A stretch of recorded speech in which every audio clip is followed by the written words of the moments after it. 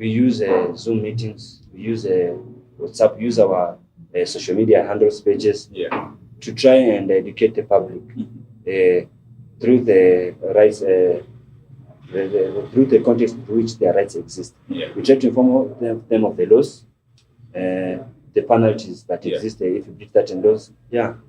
That's the purpose we do as HRDs. We try to do a civic education on our part. But you as an individual citizen, take your time, understand the Data Protection Act, understand the data laws that exist in the country, to avoid conflict. Even though our duty bearers are abusing this, the authorities, but you as a citizen, if you don't give them a reason to do so, just act within the law.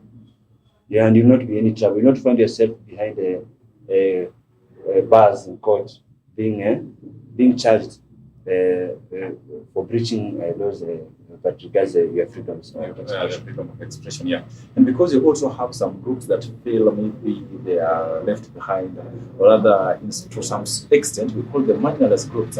How are they also going to be involved so that they can speak out freely and feel that they can be heard to?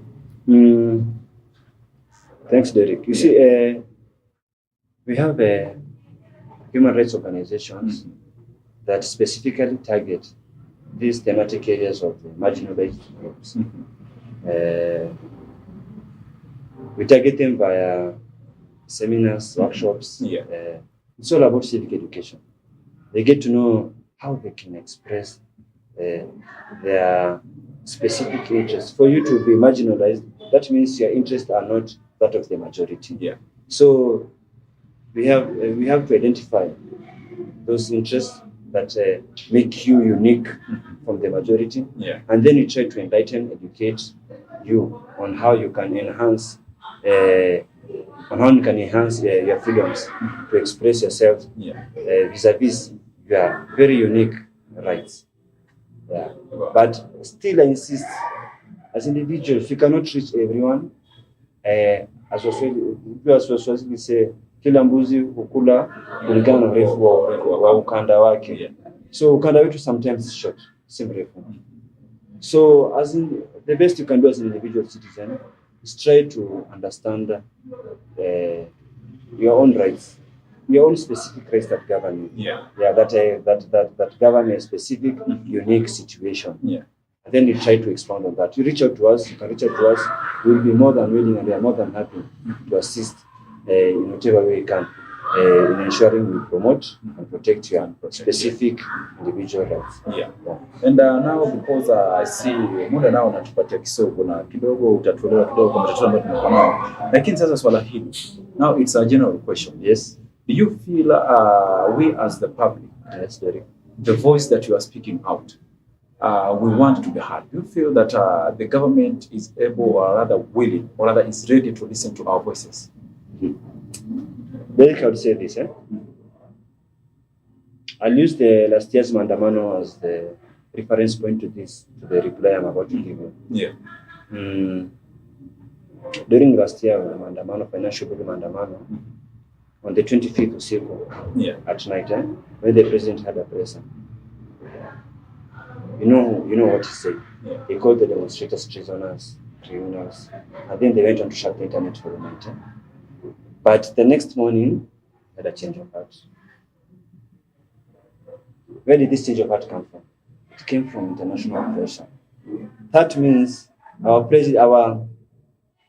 authorities, our government, including our president, has to get pressure from the international community for him to safeguard and protect our rights. He does not listen to us. The authorities that you have asked me, they don't listen to us unless we get some pressure from external forces. These mandamanos, they are necessary. Once they are related properly, with these expressions we do, our protest is in many forms. Through the cartoonists, they do the protest. The bloggers who do articles, they do the satirists. They are all doing a form of protest. The government does not listen unless it reaches the national space, unless they get external pressure from their donors, from their donor partners, from their development partners. They are called development partners. That's the only way the government will listen to us.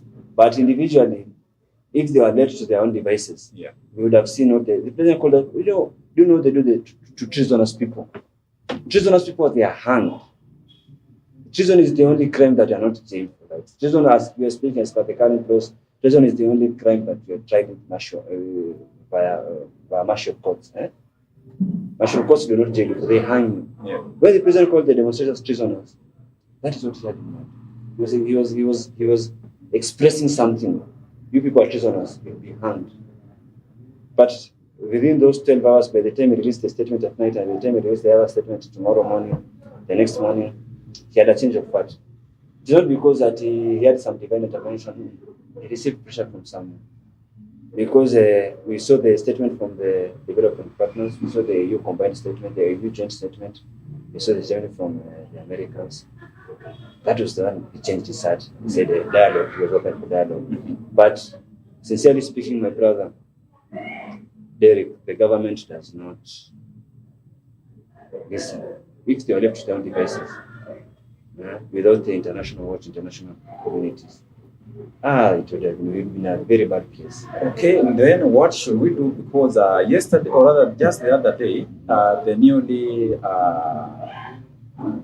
posted cabinet secretary for ICT alisema kwamba kwa vile vijana wamekosa maadili kwenye mitandao, wako na uhuru pia wanaweza kuwatoa kwenye mitandao. Exactly. What should we do in order that when we address our issues, we address them in the right way so that we can protect that freedom that we have of expressing ourselves? What should we do? The best thing we can do, Derek, as internet social media users, is familiarize ourselves with the law, with the existing laws that protect our rights. Yeah. You see, the law is not there to protect the president's feelings.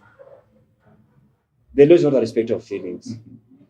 I can post something, it will hurt the president, but it is within the law. I can expose something that will not be kind to the feelings of the authorities, but it is within the law.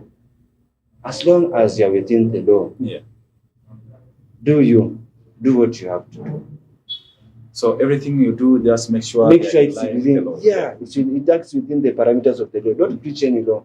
Understand the limits of the freedoms. Understand the limits of your rights.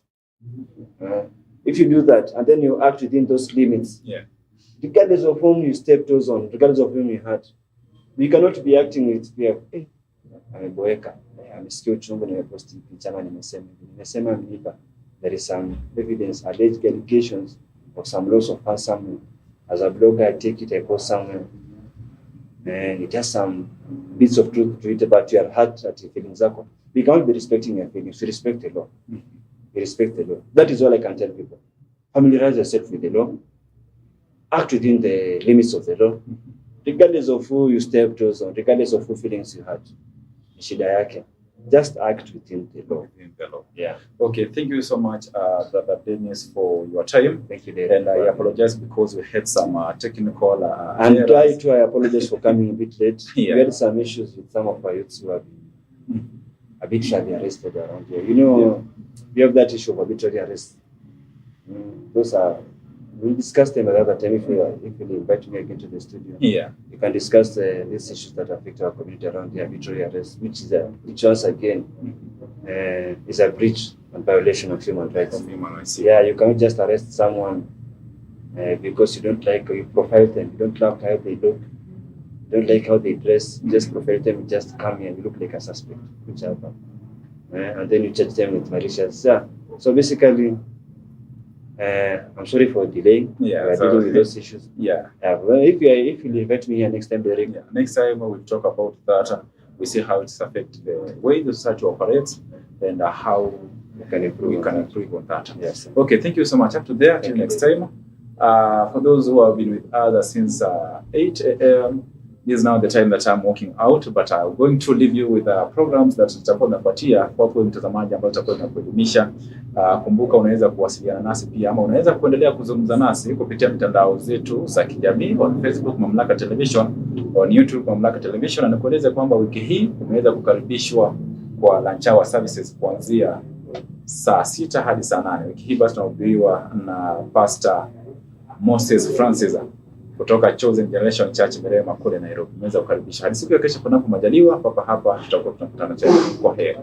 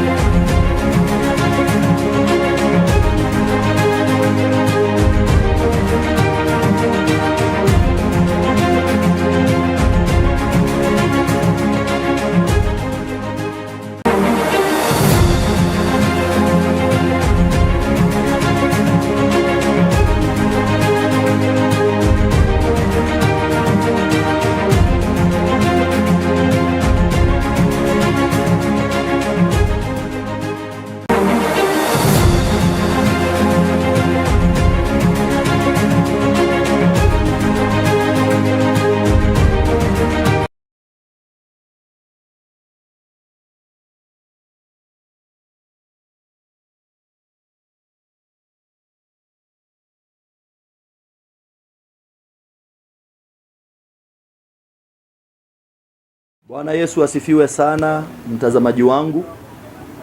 Ningetaka kukushukuru kwa sababu ya kutufuatilia. Mimi naitwa Bishop Ben Ng'ang'a kutoka Chosen Generation Church.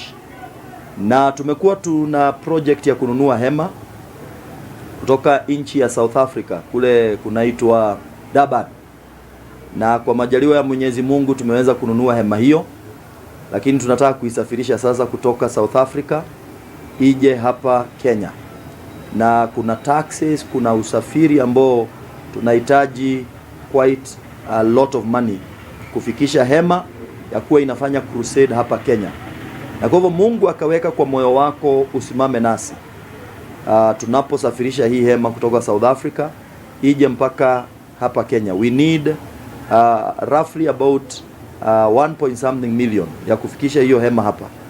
Na nitashukuru sana wewe ambaye ni mtazamaji ambaye una support kazi ya Mungu na unaamini kusimama na kazi ya Mungu. Na tutakupatia paybill ambao unaweza tumia, itaingia katika church account ya project ya hema. Na tunashukuru Mungu, hiyo hema ilikuwa inauzwa pesa mingi, about 6 million, na Mungu alitusaidia tukapata hizo pesa. Sasa tunataka isafiri, itoke South Africa ije mpaka hapa Kenya, ili tuanze kufanya conferences na kuwin souls Kenya mzima. Kwa hivyo hii namba tunakupa ndio unaweza kuitumia ili ukawe baraka, ukawe partner, ukasupport. Let's bring the tent home. Tulete hema nyumbani. Mungu akubariki sana, na Mungu akuinue unaposimama na kazi hii, na Mungu akabariki watoto wako, familia yako, na Mungu akabariki kazi ya mikono yako. Katika jina la Yesu nimeomba na hata kuamini. Amen.